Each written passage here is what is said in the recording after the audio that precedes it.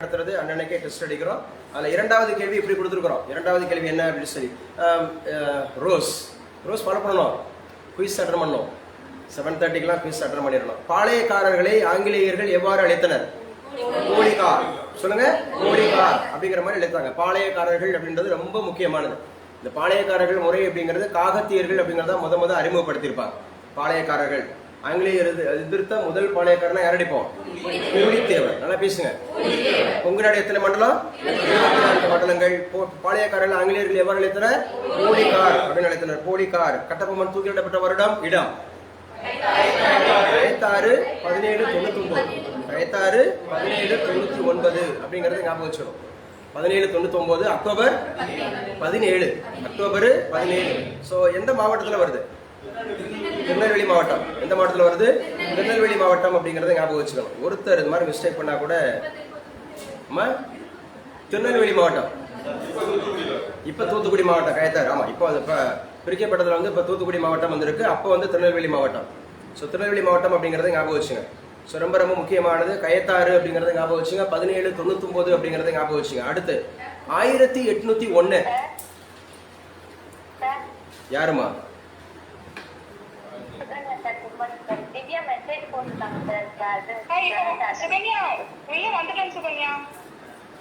நீங்களே பேசிக்கிறீங்க ரெண்டு பேரும். ஏதோ சொல்ல வரீங்க. சரி, பரவாயில்ல. அதாவது உங்களுக்கு கிளாஸ் வரல மாதிரி மெசேஜ் பண்ணிருக்காங்க. உள்ள வந்துட்டாங்க போல. திவ்யா உள்ள வந்தாச்சு. Right, okay. அப்ப 1801 அப்படிங்கிற போர் அப்படிங்கறது எவ்வாறு அழைக்கப்படுது? இரண்டாவது பாளையக்காரர் புரட்சி. இரண்டாவது பாளையக்காரர் புரட்சி அப்படிங்கறது ஞாபகம் வச்சுக்கணும். 1801 அப்படிங்கிறது ரொம்ப முக்கியமானது. அநேகர தூக்குல போட்டது அந்த வருஷம் தான். முதல்ல 1799 கயத்தாறு அப்படிங்கிறது. அப்புறம் பாத்தீங்க அப்படின்னு சொன்னா நம்ம சிவசுப்பிரமணிய பிள்ளை அப்படிங்கிறது நாகலாபுரத்துல தூக்கு போடுவாங்க. Same year 1799. பட் 1801 தான் மேக்சிமம். அதுல ரொம்ப முக்கியமானது நம்முடைய சிவகங்கை அப்படிங்கிறது யாரு? மருது சகோதரர். 1748 பிறந்தவர் யாரு? பெரிய மருது. 1753 பிறந்தவர் யாரு? சின்னவர். 5 வருஷம் டிஃபரன்ஸ். பெரியவருக்கும் சின்னவருக்கும் 5 வருடம் டிஃபரன்ஸ்.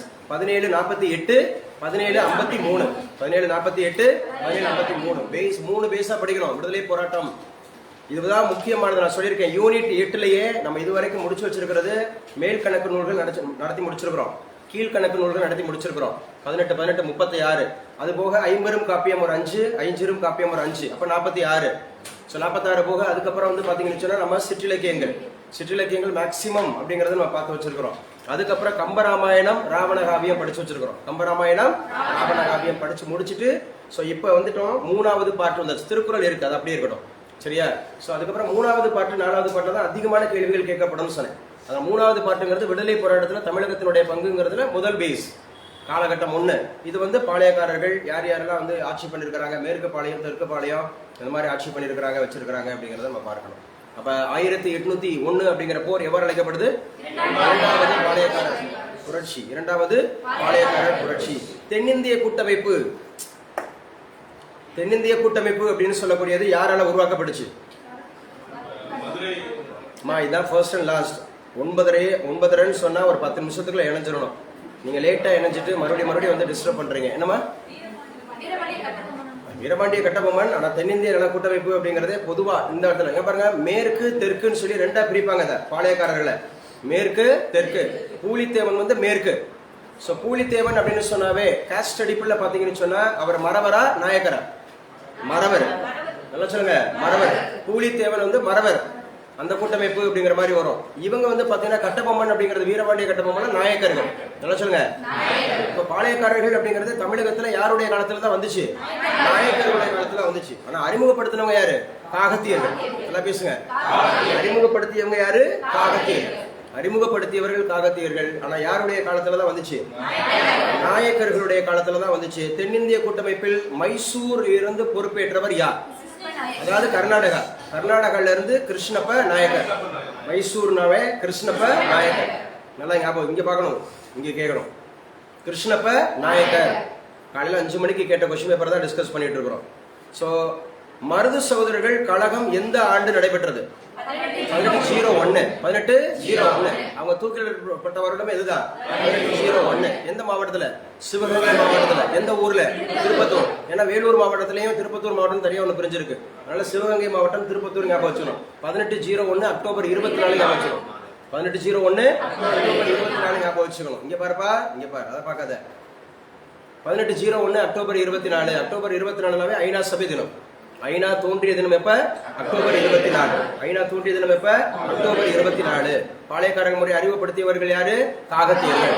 யாருடைய காலத்துல தமிழகத்துல வந்துச்சு? நாயக்கர்களுடைய காலத்துல. மருது சகோதரர்கள் எப்போது தூக்கிடப்பட்டாங்க? அக்டோபர் 24 1801. சிவகங்கை மாவட்டம் திருப்பத்தூர். பெரிய மருது பிறந்தது 1748. சின்ன மருது பிறந்தது 1753. யாருடைய ஆட்சியில வந்து பாத்தீங்க அப்படின்னு சொன்னா இவங்க படைத்தளபதியில இருக்கிறாங்க? வேலு நாச்சியார். வேலு நாச்சியார் மாத்திரம் இல்ல, முன்னாடி யாரு? முத்து வடுகநாதர் இறந்த பிறகுதான் வேலு நாச்சியார். புரியுதா? நாங்க சொல்றோம் காளையார் கோவில் கழகம் அப்படிங்கிறது எப்ப நடந்துச்சு? 1772. 1772. 1772.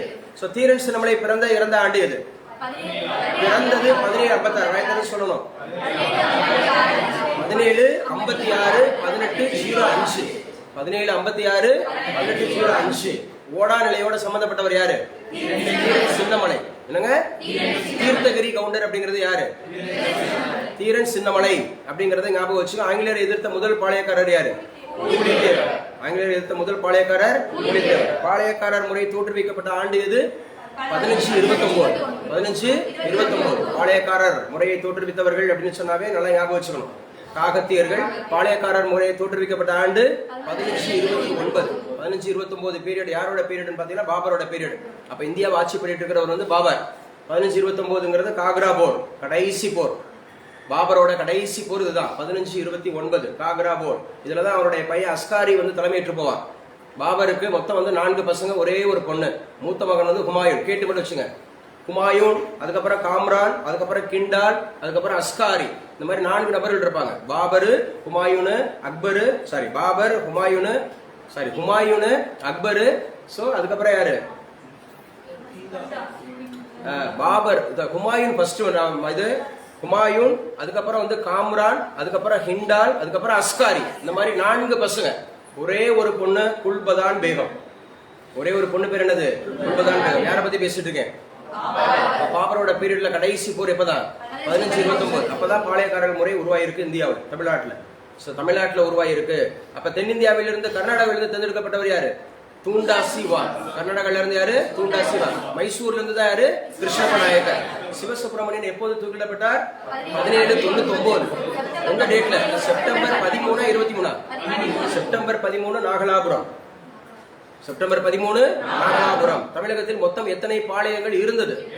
72 பாளையங்கள் இருந்துச்சு. எத்தனை பாளையங்கள் இருந்துச்சு? 72. ஆர்டிகல் 72 எதை பத்தி சொல்லுது? பொது மன்னிப்பு. குடியரசுத் தலைவர் அப்படிங்கறதோட பொது மன்னிப்பு வழங்கும் அதிகாரம். சரியா? பொது மன்னிப்பு வழங்கும் அதிகாரம் ஆர்டிகல் 72. தமிழகத்துல மட்டும் எத்தனை பாளையங்கள் இருந்திருக்குன்னா 72 பாளையங்கள் இருந்திருக்கு. தமிழகத்துல மட்டும் எத்தனை பாளையங்கள் இருந்திருக்கு? 72 பாளையங்கள் இருந்திருக்கு. எந்த மன்னர்களால் பாளையக்காரர் முறை தமிழகத்தில் ஏற்படுத்தப்பட்டது? நாயக்க மன்னர்களால். நல்லா சொல்லுங்க, நாயக்க மன்னர்கள். இப்ப பாளையக்காரர் முறை தோன்றிய ஆண்டு 1529. பாளையக்காரர்கள் ஆட்சி முடிவுக்கு வந்தது 1801 ஜூலை 31. 1801 ஜூலை 31 அப்படிங்கறத ஞாபகம் வச்சுக்கணும். விஸ்வநாத நாயக்கர் யாருடைய அமைச்சராக இருந்தார்? ஆரியநாதர். நல்லா பேசுங்க. ஆரியநாதர். விஸ்வநாத நாயக்கர் யாருடைய?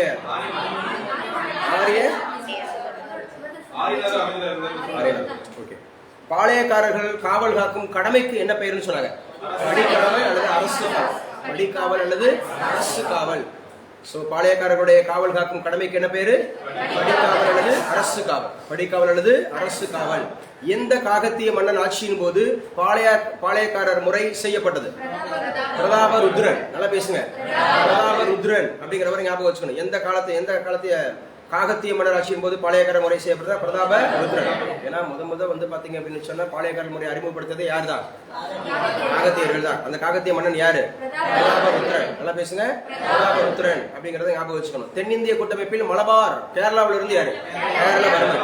மலபார்ல இருந்து யாரு? கேரளவர்மன். ஒரு கோட்டையை எழுப்பி தீரன் சின்னமலை விடுத்து விட்டு வெளியேறாமல் ஆங்கிலேயர் எதிர்த்து போராடினார். அந்த கோட்டை ஓடா நிலைகள் 1805. ஓடா நிலை என்னது? 1805. அவரோட பீரியட் முடியுது. யாரு தீரன் சிறுவனோட பீரியட் முடிகிறது 1805. அதோட முடியுதுங்க விடுதலை போராட்டம் முதல் பங்கு. அதுக்கப்புறம் 1806 வேலூர் புரட்சி வந்துடும் ஜூலை 10ஆம் தேதி. ஜூலை 9ஆம் தேதி அப்படிங்கிறது வந்து பார்த்தீங்கன்னு சொன்னால் அங்கே ஒரு திருமணம் நடக்கும். ஜூலை 9ஆம் தேதி அப்படிங்கிறது அங்கே ஒரு திருமணம் நடக்கும். அந்த திருமணம் அப்படிங்கிறதுக்கு வந்து பார்த்தீங்க அப்படின்னு சொன்னால் எல்லா புரட்சியாளர்களும் கூடியிருப்பாங்க. அப்போ அந்த எல்லா புரட்சியாளர்களும் கூடும்போது வைக்கும்போது அப்போ தான் அங்கே நடக்கும் அப்படின்ற மாதிரி சொல்லுவாங்க. 1806 ஜூலை 10ஆம் தேதி வேலூர் புரட்சி முக்கியமானது. சரியா? 1857க்கு முன்னோடியா இருக்கிறது 1806 தான். ஆனால் 1857 தான் முதல் இந்திய சுதந்திர போர்னு சொல்றாங்க. வரலாறுல மறைக்கப்பட்ட ஒரு உண்மை. முதல் இந்திய சுதந்திர போர்னா 1806 தான் நீங்க எடுத்துக்கணும். அதுக்கு முன்னாடியே பாளையக்காரர்கள் இவ்வளவு பேர் போராடி இருக்கிறாங்க. தீரன் சின்னமலை போராடி இருக்கிறார். சரியா? ஒண்டிப்புலி அவர்கள் போராடி இருக்கிறார். இந்த மாதிரி ஏகப்பட்ட பேர் மருதுசோரர்கள் போராடி இருக்காங்க, வச்சிருக்காங்க. இந்த மாதிரி ஏகப்பட்ட விஷயம் எடுத்துட்டு போகலாம். ஸோ வீரபாண்டிய கட்டபொம்மன்னா அவரை பத்தி டீட்டெயில்டு படிக்கணும். ஊமத்துறைனா அவரை பத்தி டீட்டெயில் படிக்கணும். அவருடைய அமைச்சர் அப்படின்னு சொன்னா நம்ம சிவசுப்ரமணியன் ஃபுல்லா அவங்கள பத்தி படிக்கணும். ஸோ ஓவரால் அப்படிங்கிற ஒருத்தர் டிஸ்டர்ப் பண்றதுனால எவ்வளவு நேரம் ஆகுது பாருங்க. இடையில யாராவது ஜாயின் பண்றதுனால எவ்வளோ நேரம் ஆகுது. அந்த பிடிஎஃப் வந்து டவுன்லோட் ஆகுறதுக்கு வைக்கிறதுக்கு ஒரு கொஸ்டின் பேப்பர் நம்ம ஃப்ளோவில் பேசிட்டு போகிறோம். அந்த மாதிரி இருக்கிறது. தென்னிந்திய கூட்டமைப்பு அப்படின்னு சொன்னாவே மலபாரிலிருந்து பொறுப்பேற்றவர் யாரு? கேரளா வர்மன். நல்லா பேசுங்க. கேரளா வர்மன் ஒரு கோட்டை எழுப்பி தீரன் சிறுவனை இடத்தை விட்டு வெளியேறாமல் ஆங்கிலேயர் எடுத்து போராடினார். ஓடா நிலை பாளையக்காரர் முறை நீக்கப்பட்ட ஆண்டு அது 1801 ஜூலை 31. 1801 ஜூலை 31. பூலித்தேவர் மாபூஸ் கானை எந்த இடத்தில் தோற்கடித்தார்? களக்காடு. களக்காடு எந்த மாவட்டத்தில் வருது? திருநெல்வேலி மாவட்டம். ஸோ முண்டந்துறையும் களக்காடும் புலிகள் பாதுகாப்பகம் முக்கியமானது. முண்டந்துறை ஞாபகம் வச்சுக்கணும், களக்காடு ஞாபகம் வச்சுக்கணும். உங்க சொந்த ஊரா? சொந்த ஊர் தானே? களக்காடு திருநெல்வேலி மாவட்டம். களக்காடு அப்படிங்கிறது ஞாபகம் வச்சுக்கணும், ரொம்ப முக்கியமானது. பூலித்தேவர் மாபூஸ் கானை எந்த இடத்தில் தோற்கடித்தார்னா களக்காடு. மருதநாயகம் என்று அழைக்கப்பட்டவர் தான் யாரு? யூசுப் கான். என்னங்க? யூசுப் கான். மதம் மாறுறார். சரியா? ஸோ மருதநாயகம் என்று அழைக்கப்பட்டவர் யூசுப் கான். மருதநாயகம் என்ற திரைப்படத்தின் நடிகர் யார்? நடிகர் கமலஹாசன். நடிகர் கமலஹாசன். எந்த ஆண்டு யூசுப் கான் பூலித்தேவரின் 3 முக்கிய கோட்டைகளை கைப்பற்றினார்? 1761. 1761. இந்த 1761 ஞாபகம் வச்சுக்க. 3ஆம் பானிபட் போர். சரியா? மூன்றாம் பானிபட் போர் 1761.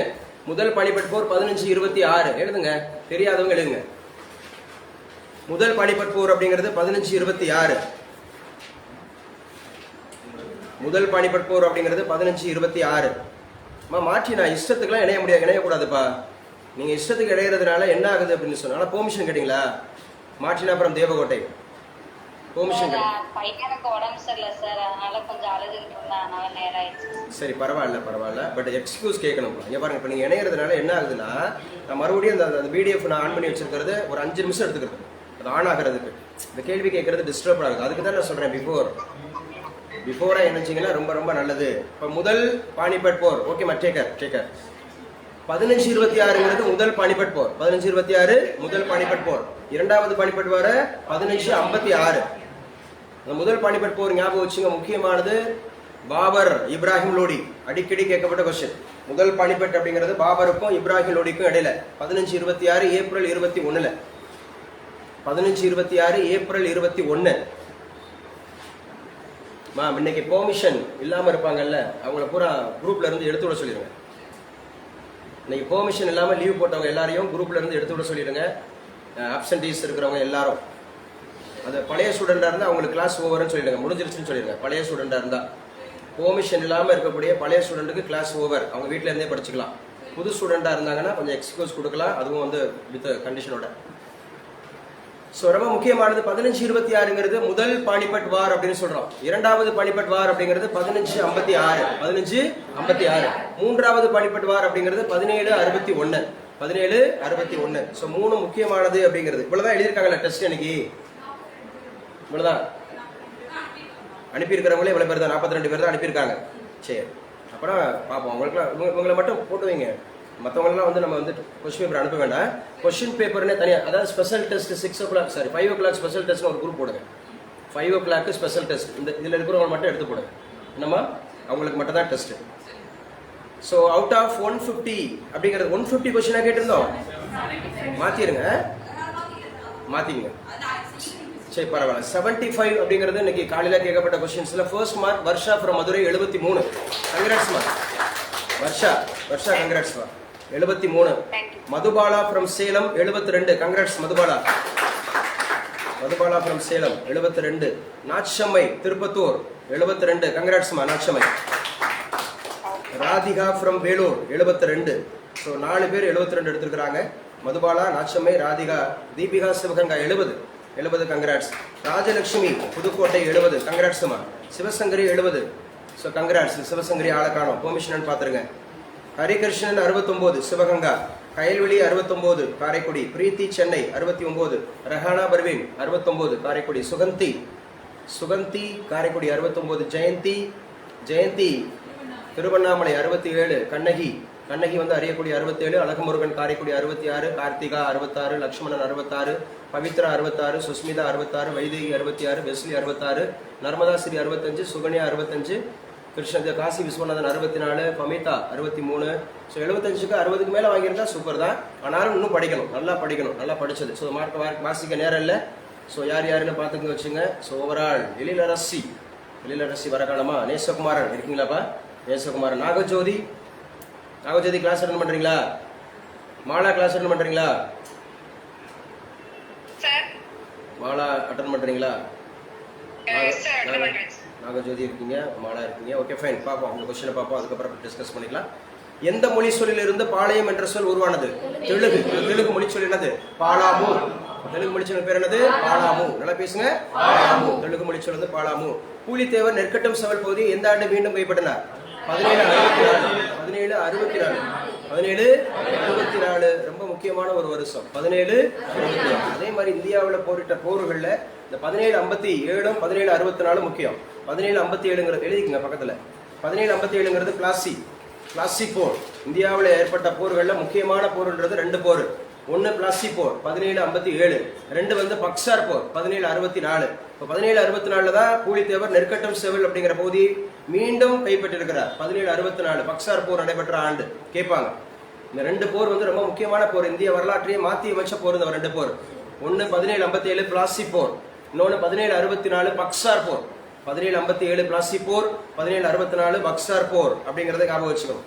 ஸோ 29வது கேள்வி எப்படி கேட்டிருக்காங்க? கம்பெனிக்கு முறையான தகவல் அளிக்காமல் யார் மீது நம்பிக்கை துரோகம் குற்றம் சுமத்தப்பட்டது? யூசுப் கான். நல்லா பேசுங்க.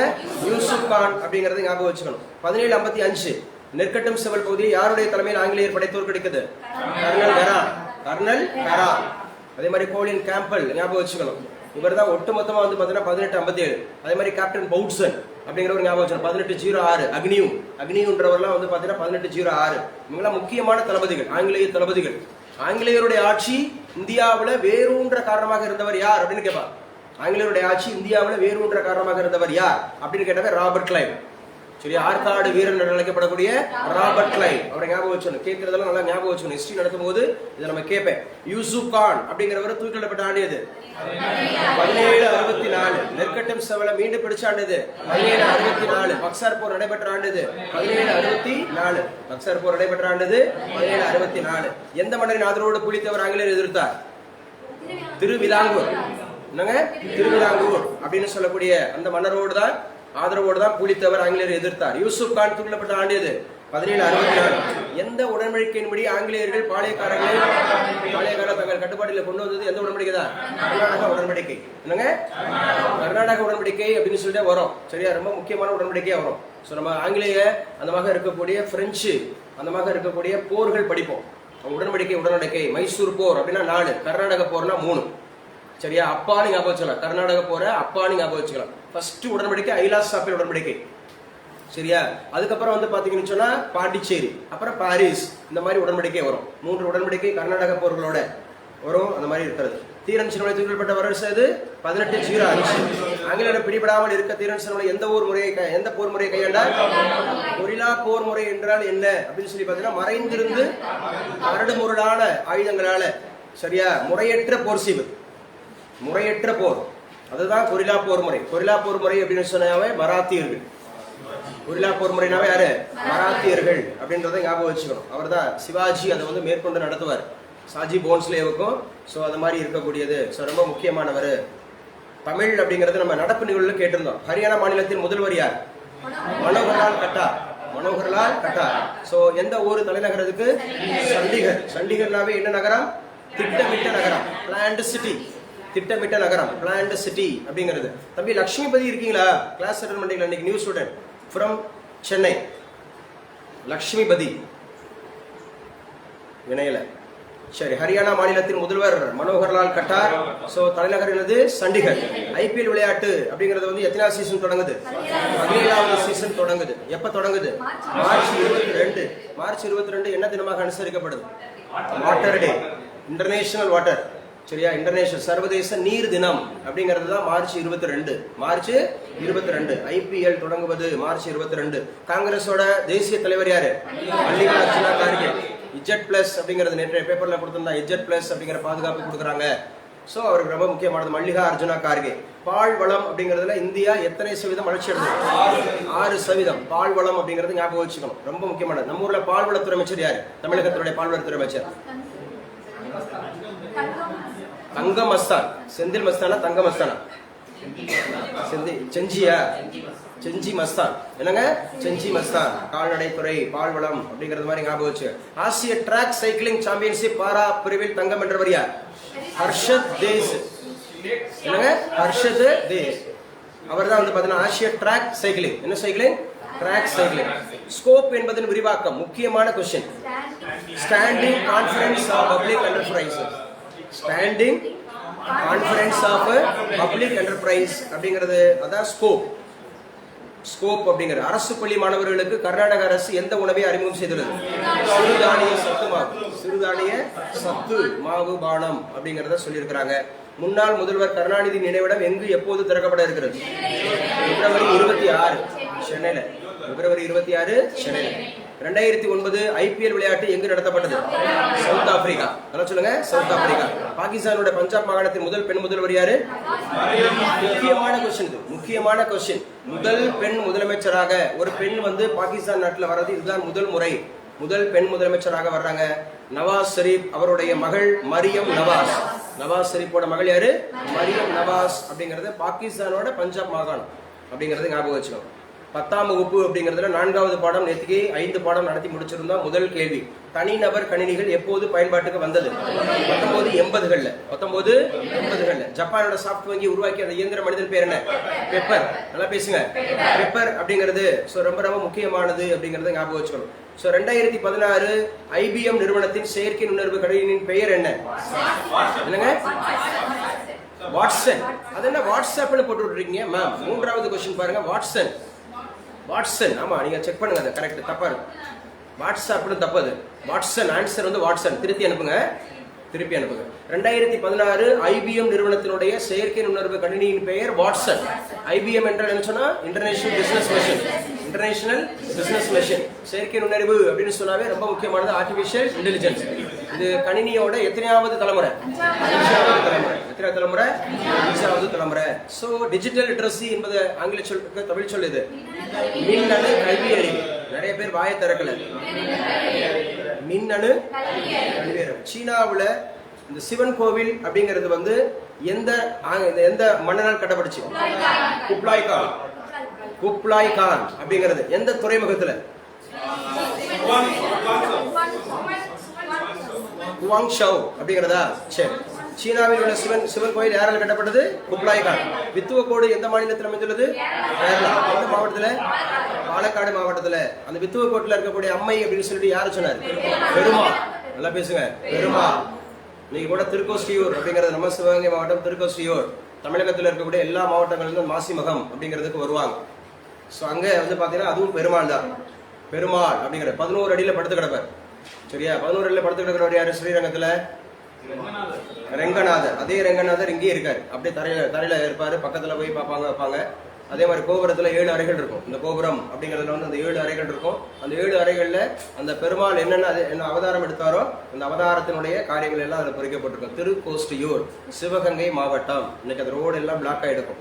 மாசிமகம் அப்படிங்கிறது இன்னைக்கு ஃபுல்லா எல்லா ஊர்லயும் தேர் திருவிழாவா இருக்கும். எல்லா ஊர்லயும் தேர் திருவிழா அப்படிங்கிற மாதிரி இருக்கும். வித்துவக்கோடு, கேரளா, பாலக்காடு.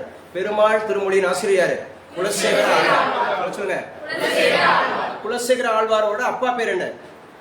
சரி, சொந்த ஊர் பேர் என்ன? திருமஞ்சை களம். புறமா? திருமஞ்சை களம். திருமஞ்சை புறமா களமா? திருமஞ்சை களம். பெருமாள் திருமொழி ஆசிரியர் குலசேகர ஆழ்வார். இந்த குலசேகர ஆழ்வார் எத்தனாவது திருமொழி? 5வது திருமொழி. என்னங்க 5வது திருமொழி. திருமொழிகள் அப்படிங்கறத ஞாபகம் வச்சுக்கணும். சரியா? பாசுரங்கள் ஞாபகம் வச்சுக்கணும்.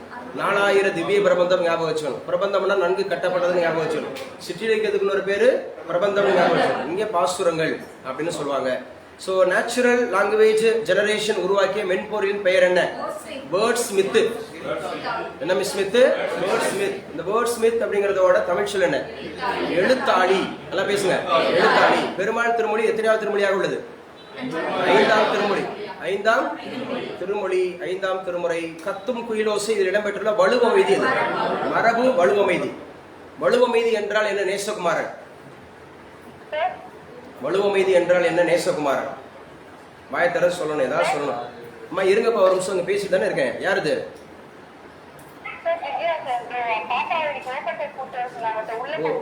ஸ்கூலுக்கு போறீங்களா? திவ்யா ஸ்கூலுக்கு போறீங்க. ஓகே ஃபைன், போயிட்டு வாங்கப்பா, போயிட்டு வாங்க. வாழ்த்துக்கள் சொல்லிருங்கப்பா, வாழ்த்துக்கள் சொல்லுங்க. ஓப்பன் டேனா என்னது?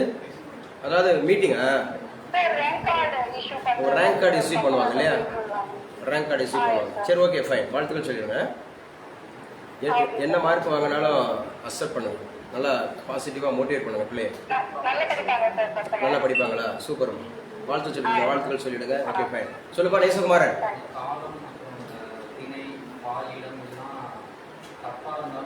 ஆமா, என்னது இலக்கண பிழையா இருந்தாலும் அதை மரபு கருதி நம்ம ஏத்துக்கிறோம். அதுதான் என்னது? நல்லா சொல்லுங்க. வலு அமைதி. வளானா இலக்கண பிழை இல்லாம பேசுறது. வளானா என்னது? இலக்கண பிழை இல்லாம பேசுறது. வலுனா இலக்கண பிழையோட பேசுறது. சரியா? இப்ப கண்ணகி வந்தான், என்ன வலு? பால் வலு. என்ன சொல்லுங்க? நேற்று வந்தான். கரெக்டா தான் இருக்கு. நேற்று வந்தான் கரெக்டா இருக்கு. சரியா? இது வந்து வளா. நேற்று வந்தான்றது நேற்று வந்தான் அப்படிங்கிறது வளா அப்படிங்கறது ஞாபகம் வச்சுக்கணும். சரி ஓகே. அப்ப தமிழ் அப்படிங்கறது ஞாபகம் வச்சுங்க. என்ன சொல்லி இருக்கிறாங்க இந்த பாடங்கள்ல? பரிபாடலோட ஆசிரியர் கீரந்தையார். என்னங்க? கீரந்தையார். ஸ்டீஃபன் வில்லியம் ஹாக்கின்ஸ் எந்த நாட்டின் மிக உயரிய அதிபர் விருதை பெற்றார்? அமெரிக்காவோட அதிபர் விருதை பெற்றார் அப்படிங்கறது ஞாபகம் வச்சுக்கணும். சரியா? சோ பரிபாடல் ஆசிரியர் கீரந்தையார். கீரந்தையார். அப்படி பரிபாடல் அப்படிங்கிறது 10 பாட்டா 8 தொகையா? 8 தொகை. பரிபாடல்ன்றது யாரு? 8 தொகை. சரியா? 8 தொகை அப்படிங்கறத ஞாபகம் வச்சுங்க. சோ ரொம்ப ரொம்ப முக்கியமானது அப்படிங்கறத ஞாபகம் வச்சுங்க. பரிபாடல். சோ கீரந்தையார் அப்படிங்கறத ஞாபகம் வச்சுக்கணும். பரிபாடல் அப்படின்னு சொன்னாவே என்னது? கீரந்தையார். பாருங்க, பிரதீபானா யாருங்க? பிரதீபாங்கிற ஒரு ஸ்டூடெண்ட். சரி ஓகே. சோ இன்னைக்கு தலைப்பு எழுதிக்கலாம். 10ஆம் வகுப்பு அப்படிங்கறதுல 5வது இயல், அதுல இருக்கக்கூடிய பாடங்கள் என்னென்ன பாடங்கள் இருக்கு அப்படிங்கறத நம்ம பார்க்கலாம். ஸோ 10ஆம் வகுப்புல 4 இயல்கள், 4வது இயல் அப்படிங்கறத நம்ம டோட்டலா நடத்தி டெஸ்ட் வச்சாச்சு. நல்லா படிச்சுங்க. இன்னைக்கு 9ஆம் வகுப்பு பேசாதீங்க. இன்னைக்கு 9ஆம் வகுப்பு அப்படிங்கிறது வந்து பாத்தீங்கன்னா ஃபுல் ரிவிஷன் இருக்கு. பழைய ஸ்டூடெண்ட்ஸ் 9ஆம் வகுப்பு நடத்துறப்ப வந்தவங்களுக்கு 9ஆம் வகுப்பு அப்படிங்கிறது வந்து ஃபுல் ரிவிஷன் இருக்கு. அதுக்கான ஒரு வீடியோவும் நான் உங்களுக்கு அனுப்பியிருக்கிறேன். போன குரூப் 2 குரூப் 4 படிச்சவங்க அவங்கள வச்சு நான் வினாடி வினா நடத்தியிருந்தேன். அந்த வினாடி வினா நடத்தின வீடியோ உங்களுக்கு அனுப்பியிருக்கேன். அது ஃபுல்லா நான் ரீகால் பண்ணியிருப்பேன். 9 இயல்களையும் கேட்டிருப்பேன். உங்களுக்கும் நான் இப்போ ரீசெண்டாக உங்களுக்கு கேட்ட வீடியோலாம் எங்கள்கிட்ட இருக்கு. ஆடியோ ஃபைல்லாம் இருக்கு. அதெல்லாம் ஞாபகம் வச்சுக்கோங்க. பரிபாடல்ல மொத்தம் எத்தனை பாடல் இருந்துச்சு, எத்தனை கிடைச்சது? 70 இருந்துச்சு, 24 கிடைச்சது. 70 இருந்துச்சு, 24 கிடைச்சு. ELA என்பதன் விரிவாக்கம் என்ன? எலக்ட்ரானிக் லைவ் அசிஸ்டன்ட் அப்படிங்கிறது எந்த வங்கி? SBI. என்னங்க? SBI. ஒரே நேரத்தில் எவ்வளவு பேர்? 10,000 பேர். ELA அப்படிங்கிறது எலக்ட்ரானிக் லைவ் அசிஸ்டன்ட். பெருமாள் திருமொழியில் எத்தனை பாடல்கள் உள்ளன? 105. 105. ஒரு 105 நான் ஒரு டைமண்டோட கம்பேர் பண்ணி சொன்னேன். கோஹினூர் வைரம். கோஹினூர் வைரம்ங்கிறது 105 கேரட். கோஹினூர் வைரம்ன்றது எத்தனை கேரட்? 105 கேரட். வைரம் எத்தனை கேரட்?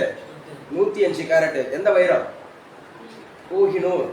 கோஹினூர் வைரம்ன்றது 105 கேரட். கோஹினூர் வைரம் எத்தனை கேரட்? 105 கேரட். அது மயிலாசனத்துல இருக்கும். பீகாக் கிரவுண்ட் அப்படின்னு சொல்லுவாங்க. நான் இவரோட பீரியட்ல இருக்கும். சரியா? ஷாஜஹானோட பீரியட். ஸோ அவர் தான் வந்து ஷாஜஹானோட பீரியடு. அதைத்தான் வந்து பாத்தீங்கன்னா யாரு அடிச்சுட்டு போவா அப்படின்னு சொல்லப்படுது. யாரு? நாதிர் ஷா. யாரு? நாதிர் ஷா. 1739 நாதிர் ஷா படையெடுப்பு அந்த காலகட்டம் அப்படிங்கறத ஞாபகம் வச்சுக்கணும். ஸோ இப்போ அது எங்க இருக்கு சார் அப்படின்னு சொன்னா லண்டன்ல இருக்கு. லண்டன்ல ராயல் மியூசியத்துல இருக்கு. London Royal museum. அந்த கோஹினூர் வைரம் 105 கேரட். வைரம் என்பது கிராஃபைட் அப்படின்னு சொல்றாங்கல்ல, கார்பன் சொல்றாங்கல்ல, புல்லரின்னு சொல்றாங்கல்ல, அது மாதிரி ஒரு அலோட்ரோபி. யாரோட அலோட்ரோபினா கார்பனோட அலோட்ரோபி. புற வேற்றுமை வடிவங்கள் அது டைமண்ட். ஸோ டைமண்ட் அப்படிங்கிறது ஞாபகம் வச்சுக்கணும். பெருமாள் திருமணம் எத்தனை பாடல் இருக்கு? விசும்பு வானம், தன் பெயர் குளிர்ந்த மலை, வீடு சிறப்பு அப்படிங்கிற. ஸ்டீபன் வில்லியம் ஹாக்கிங் எந்த ஊர் சேர்ந்தவர்? இங்கிலாந்து நாட்டை சார்ந்தவர். எந்த ஊர் சேர்ந்தவர்? இங்கிலாந்து. அப்ப எந்த ஒலிம்பிக் போட்டியில அவர் வந்து சிறப்பு விருந்தினராக? 2012 para Olympic. 2012 para Olympic. Wool wool அப்படிங்கிறது என்னது? அடுக்கு தொடர். கருவூர் அப்படிங்கிறது எந்த நூல் இடம்பெற்றுச்சு? எந்த ஊரு? கரூர். கரூர்ன்றது யாருடைய தலைநகரா இருந்துச்சு? சேரருடைய தலைநகர் எது? வஞ்சி. வஞ்சி தான் இப்ப என்னது? கரூர். தர்மபுரி தான் அப்ப என்னது? தகடூர். தகடூர் ஞாபகம் வச்சிடும். ஸ்டீபன் வில்லியம் ஹாக்கின்ஸ் எழுதிய நூல் எது? எந்த ஆண்டு வெளியிடப்பட்டது? காலத்தின் சுருக்கம். 1988. எவ்வளவு பிரதி விற்றதா? 1 கோடிக்கு மேல. செழியன் வந்தது என்ன வலு இடம்பெற்றது? செழியன் வந்தது திணை வலு. நல்லா பேசுங்க. திணை வலு. செழியன் வந்ததுன்றது என்ன வலு? திணை வலு அப்படிங்கிறது. செழியன் வந்தான் அப்படின்னு சொல்லியிருக்கணும். ஸோ திணை இருக்கு, உயர்திணை அக்ரிணை அந்த பிரச்சனை இருக்கு. நானோ டெக்னாலஜி என்பதன் தமிழாக்கம் என்ன? மீ நுண் தொழில்நுட்பம். நானோ டெக்னாலஜி என்னப்பா? மீ நுண் தொழில்நுட்பம் அப்படிங்கிறது ஞாபகம் வச்சணும். பெருவெடிப்பு கொள்கையோட தொடர்புடையவர் யாரு? சார்ஜ் லீ மைட்டர். சார்ஜ் லீ மைட்டர். அந்த மாதிரி நேற்று வருவான் என்ன வலு இடம்பெற்றுள்ளது? நேற்று வருவான் காலவலு. என்ன வலு? காலவலு. பெருவெடிப்பு கொள்கையோட சார்ஜ் லீ மைட்டர். சோ பேரண்ட கொள்கையை வெளியிட்டவர் யார்? யூனிவர்ஸ் எரட்டோஸ்தீன்ஸ். சொல்லுங்க. எரட்டோஸ்தீன்ஸ் அப்படிங்கறது ஞாபகம் வச்சுக்கணும். சோ நேற்றைய தினத்துல 75 கேள்விகள் அப்படிங்கிறது இன்னைக்கு காலையில டெஸ்ட். அதுல 75ல ஃபர்ஸ்ட் மார்க் வருஷா 73, முதல் மார்க் 73, மதுபாலா 72, நாச்சம் 72, ராதிகா 72. 70ல நிறைய பேர் இருக்கீங்க, 66, 69 நிறைய இருக்கீங்க. என்னென்ன கொஸ்டின்ஸ்லாம் மிஸ்டேக் பண்ணீங்களோ அதெல்லாம் வந்து கம்பல்சரி படிச்சுங்க. சரியா?